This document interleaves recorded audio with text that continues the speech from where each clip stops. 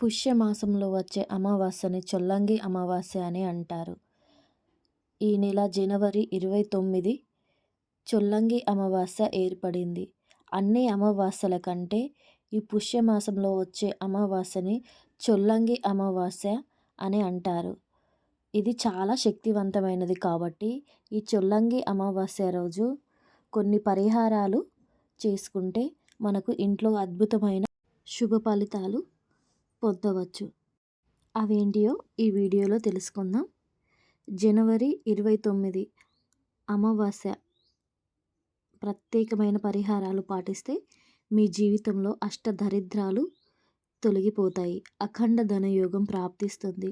లక్ష్మీదేవి పటం ముందు దీపం పెడితే అంటే తమలపాకుతోటి ఈ అమావాస్య రోజు దీపం పెడితే చాలా మంచిది. ఈ అమావాస్య రోజు తమలపాకు తీసుకొని గంధం అలాగే కుంకుమతోటి అలంకరించుకొని దాని మీద 2 ఒత్తులు పెట్టుకొని నెయ్యి వేసుకొని కాస్తంత నెయ్యి దీపం పెడితే చాలా అంటే చాలా మంచిది. ఈ శక్తివంతమైన చొల్లంగి అమావాస్య రోజున ఈ నెయ్యి దీపం వెలిగిస్తే అష్టదరిద్రాలు తొలగిపోతాయి.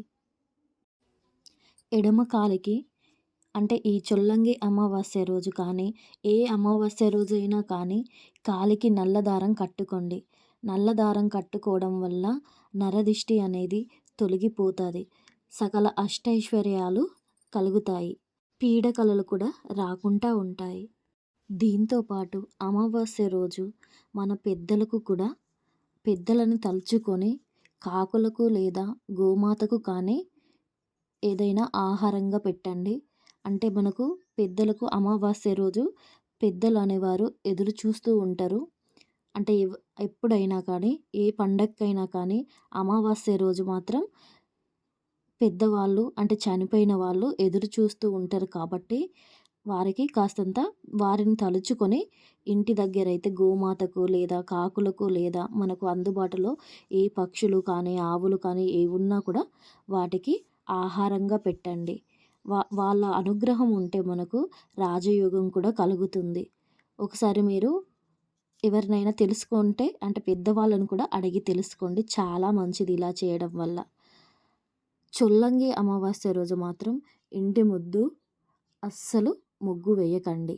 ముగ్గు వేయడం వల్ల దరిద్ర దేవతని మనమే ఆహ్వానించినట్టు అవుద్ది. కాబట్టి అమావాస్య రోజు మాత్రం అంటే ఈ స్పెషల్ చొల్లంగి అమావాస్య రోజు మాత్రం ఇంటి ముందు ముగ్గులు వేస్తూ ఇలా అలంకరించడం వల్ల ఇంట్లో ఉన్న లక్ష్మీదేవిని బయటకు పంపిస్తూ బయట ఉన్న దరిద్ర దేవతని ఇంట్లోకి పిలిచినట్టు అవుద్ది. కాబట్టి మీరు ఈ చొల్లంగి అమావాస్య ఒక్కరోజు మాత్రం ఇంటి ముందు ముగ్గులు వేసుకోకండి. అంటే మీకు వేసుకోవాలనిపిస్తే అంటే ముందు రోజే సాయంత్రం కాస్తంత కల్లాపి లేదా నీళ్లు చల్లుకొని ముందు రోజే మీరు ముగ్గులు వేసుకోండి. ఈ చొల్లంగి అమావాస్య రోజు తమలపాకులు కానీ లేదా రావి ఆకులు కానీ తెచ్చి మన గుమ్మానికి ప్రధాన ద్వారం ద్వారా కట్టుకోవడం వల్ల ఇంట్లో అంతా మంచే జరుగుద్ది. అంటే మనం ఎప్పుడూ చేయలేం కదా, ఈ అమావాస్య రోజు మాత్రమే ఇలా చేసుకోగలం.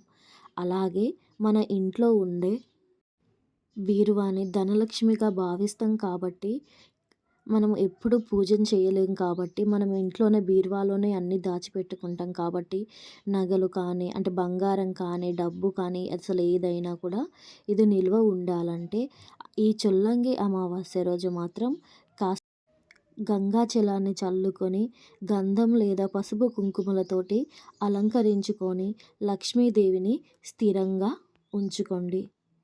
ఇలా చేయడం వల్ల మనకు ఇంట్లో అంతా మంచే జరుగుద్ది. ధన ప్రవాహం విపరీతంగా పెరుగుతుంది. రావి ఆకులు ఎక్కడ కనిపించినా కూడా ఈ పుష్య అమావాస్యలో వచ్చే అమావాస్యని చొల్లంగి అమావాస్య అంటారు. కాబట్టి ఈ రోజున రావి ఆకులు ఎక్కడున్నా కూడా తెచ్చి మన ఇంటి గుమ్మానికి లేదా కనీసం ఆ చెట్టుకు కొన్ని నీళ్లు పోసినా కూడా అంతా శుభమే జరుగుతుంది. డబ్బు స్థిరంగా ఉంటుంది. ముఖ్యంగా ఈ అమావాస్య రోజు ఒక సాయంత్రం పూట ఒక గాజు పాత్రను తీసుకొని దాంట్లో కొద్దిగా ఉప్పు వేసుకొని మన ఇంటి ముందు లేదా ప్రధాన ద్వారం ద్వారా కానీ ఎవరు తొక్కని జాగల కానీ దాన్ని పెట్టి మళ్ళీ పొద్దున్నే ఎవ్వరు తొక్కని ప్లేస్లో ఆ వాటర్ పడేస్తే దాంట్లో ఉప్పు మన ఇంట్లో ఉన్న చెడును మొత్తం తీసేస్తుంది. ఇంట్లోకి ధనలక్ష్మి ప్రవేశిస్తుంది.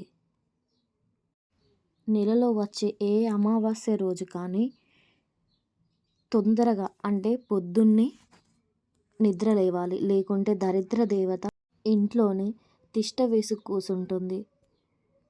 అమావాస్య రోజు అబద్ధం మాత్రం అస్సలు చెప్పకండి. ఇలా అబద్ధం చెప్పడం వల్ల మనకు ఏలిన నాటి శని వెంట పడుతుంది. మనము ఏమనుకున్నా కూడా అంటే నలుగురిలో మాట్లాడేటప్పుడు కూడా మనల్ని అవమానించినట్టు మనకు శని అనేది వెంట పడుతూనే ఉంటుంది. ఈ అమావాస్య రోజు మాత్రం తప్పకుండా తలస్నానం చేయాలి. అంటే వట్టిగా నీళ్లు పోసుకుంటే దాన్ని తలస్నానం అంటారు. అలాగే మనం షాంపూ పెట్టి తలంటు స్నానం చేస్తే దాన్ని తలంటు స్నానం అంటారు. ఈరోజు మాత్రం అంటే మన దేవుని పటాల ముందు పటాలు మాత్రం అస్సలు కడక్కండి. ముందు రోజు లేదా తర్వాతి రోజు కాకుండా మళ్ళీ తర్వాత రోజు పటాలు కడుక్కోవచ్చు. వీడియో కనుక నచ్చితే తప్పకుండా షేర్ చేయండి, కామెంట్ చేయండి. Thank you for watching.